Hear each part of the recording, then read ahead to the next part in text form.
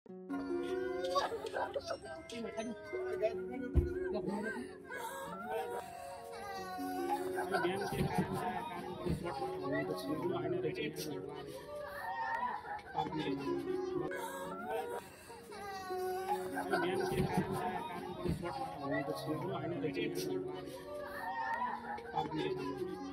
31 আগষ্টত মোৰ মানুহজন হেৰি কৰ্মস্থলীতে কাম কৰি আছিলে।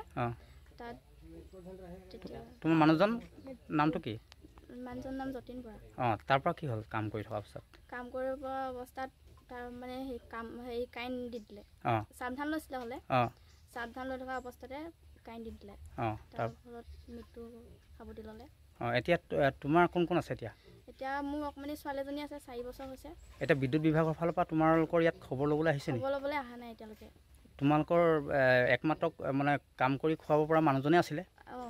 এতিয়া কি কৰিব এতিয়া? এতিয়া মোক ন্যায় লাগে আৰু ছোৱালীজনী অকমানি ছোৱালীজনী মই এতিয়া কেনেকৈ খুৱাম? তাকে সেইফালৰ পৰা একো খবৰ ল'বলৈ অহাই নাই। খবৰ লৈ কেনেকৈ আছোঁ কি নাই খবৰ এটা ল'বহি লাগিছিলে। আহি পিনি কেনেকৈ খাইছোঁ কি কৰিছোঁ। হয়, যোৱা 31 তাৰিখে বোকাজানৰ বিদ্যুৎ বিভাগত কৰ্মৰত চুঙাজানৰ সোণালী পথাৰৰ এজন উদীয়মান যুৱক যতীন বৰা বোকাজানত কৰ্মৰত অৱস্থাত তেখেতে মৃত্যুমুখত পৰিল। আৰু তেখেতৰ আকস্মিক মৃত্যুৱে আমি অসমীয়া যুৱ মঞ্চই গভীৰ শোক প্ৰকাশ কৰাৰ লগতে তেখেতৰ পৰিয়ালবৰ্গলৈ আমি সমবেদনা জ্ঞাপন কৰিছোঁ। আৰু তাৰ সমান্তৰালকৈ আমি বোকাজানৰ দল সংগঠন, বোকাজানৰ বীৰ লাচিত সেনা, বোকাজানৰ দুৰ্নীতি বিৰোধী যুৱ শক্তি অসমৰ মোৰ সংগ্ৰামী সতীৰ্থসকল যিহেতু এই ঘটনাটোৰ লগত জড়িত হৈ বোকাজানৰ বিদ্যুৎ বিভাগৰ ওচৰত প্ৰতিবাদ সাব্যস্ত কৰিছিল। পৰিয়ালটো ন্যায়ৰ কাৰণে তাত মাত মাতিছিল। আৰু বোকাজানৰ বিভিন্ন সংবাদ মাধ্যম আমি ধন্যবাদ জনাইছোঁ পৰিয়ালটো গৃহৰ পৰাই অসমীয়া যুৱ মঞ্চৰ তৰফৰ পৰা। আৰু যিহেতু মই এই চুঙাজানৰ বাসিন্দা, স্থানীয় বাসিন্দা, আৰু এই যুৱকজন একমাত্ৰ উপাৰ্জনকাৰী ব্যক্তি আছিল। যিহেতু 4 বছৰীয়া কন্যা সন্তান এগৰাকী ঘৰত থাকি গৈছে। আৰু অতি দৰিদ্ৰ সীমাৰেখা তলৰ পৰিয়ালটো আচলতে কেনেকৈ ঘৰখন চলাব আৰু কেনেকৈ ভৱিষ্যতলৈ আচলতে ছোৱালীগৰাকীক ডাঙৰ দীঘল কৰিব আচলতে তাক লৈ পৰিয়ালটো চিন্তিত পৰিছে।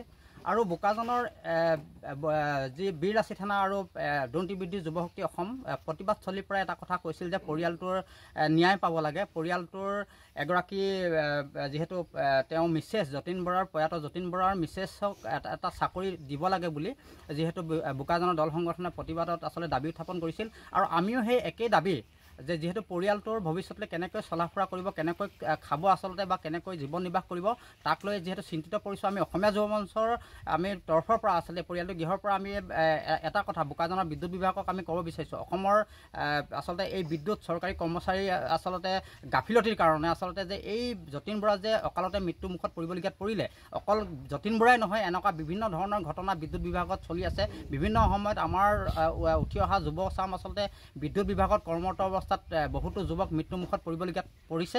গতিকে এই যতীন বৰাৰ পৰিয়ালে আচলতে এটা চাকৰি পাবৰ কাৰণে, পৰিয়ালক এটা চাকৰি দিবৰ কাৰণে, লগতে এককালীনভাৱে এটা সাহায্য দিবৰ কাৰণে মই বোকাজানৰ বিদ্যুৎ চৰকাৰী বিভাগটোক আচলতে দাবী উত্থাপন কৰিব বিচাৰিছোঁ। আৰু তাৰ সমান্তৰালকৈ আজি আচলতে 18-19 দিন পাৰ হৈ গ'ল যে বোকাজানৰ বিদ্যুৎ বিভাগৰ ফালৰ পৰা, কোম্পানীৰ ফালৰ পৰা যে কোনো এজন বিষয়া এই পৰিয়ালটোৰ ঘৰত উপস্থিত নোহোৱাত আমি এটা দুখ প্ৰকাশ কৰিছোঁ। আৰু ই এক নিন্দনীয় বিষয় বুলি মই বিবেচনা কৰিব বিচাৰিছোঁ যে এজন যুৱক যেতিয়া বিদ্যুৎ বিভাগত কৰ্মৰত অৱস্থাত মৃত্যুমুখত পৰে তেতিয়া আচলতে 2-3 দিনৰ পাছতে পৰিয়ালটোক সমবেদনা জনাবৰ কাৰণে বিদ্যুৎ বিভাগৰ কৰ্মচাৰী আহি ঘৰখনত পৰিয়ালৰ গৃহত উপস্থিত হ'ব লাগে। কিন্তু অতি দুৰ্ভাগ্যজনক বিষয়, অতি গৰিহণাৰ যোগ্য বিদ্যুৎ বিভাগ যিহেতু আজিৰ দিনটোলৈকে, আজি 18-19টা দিন পাৰ হৈ যোৱাৰ পাছতো কিন্তু আজিৰ দিনটোলৈকে পৰিয়ালটোৰ গৃহত খবৰ ল'বলৈ অহা দেখা পোৱা নগ'ল। আমি ইতিমধ্যে বোকাজানৰ দুৰ্নীতি বিৰোধী যুৱ শক্তি অসম সন্মানীয় চিত্ৰ বৰুৱা ডাঙৰীয়া, বীৰ লাচিত সেনা অসমৰ লগত আমি যোগাযোগ কৰি আৰু 20 তাৰিখে বিদ্যুৎ বিভাগৰ কৰ্মচাৰী এই পৰিয়ালটোৰ গৃহত উপস্থিত হোৱাৰ কথা আমি গম পাইছোঁ। পৰিয়ালৰ লোকে আমাক জনাইছে।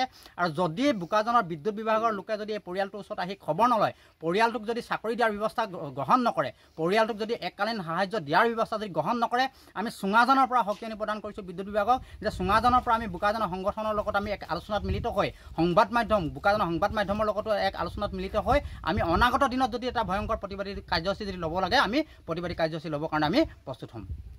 যিহেতু আপোনাৰ ল'ৰাজনটোতো বোকাজানত বিদ্যুৎ বিভাগত কৰ্মৰত অৱস্থাত তেওঁৰ মৃত্যু হ'ল এতিয়া ঘৰখনটো উকা পৰিৱেশ হৈ আছে গোটেই ঘৰখন মানে ঠান বান হৈ গ'ল ল'ৰাটো মানে ইলেক্ট্ৰিচিটি কাম কৰিবলৈ গৈ মৃত্যুত পৰিলে সেইটো কাৰণে বহুত দুখ লাগিছে কোম্পানী মানুহ কোনো মোক খবৰ ল'বলৈ অহা নাই আজিলৈকে অহা নাই কোনোবা আহিছিলে তাকো নাজানো মই কোন চিনি নাপাওঁ সেইটো কাৰণে মানে বহুত দুখ হৈছে আৰু কণী সৰু ছোৱালীজনী লৈ ল'ৰাটো গোটেই ঘৰখন ঠান বান হৈ পৰিলে ঘৰখনৰ একমাত্ৰ উপাৰ্জনকাৰী আছিলে তেওঁ উপাৰ্জনকাৰী ল'ৰাটোৱে আছিলে মোৰ সেইটো কাৰণে বহুত দুখ পাইছোঁ মই বহুত দুখ কৰিছোঁ কোনো মানুহ সুধিবলৈ নাহে সেইটো কাৰণে কিন্তু মোৰ একমাত্ৰ ডাঙৰ ল'ৰা আছিলে সেইটোৱে মোৰ হ'ব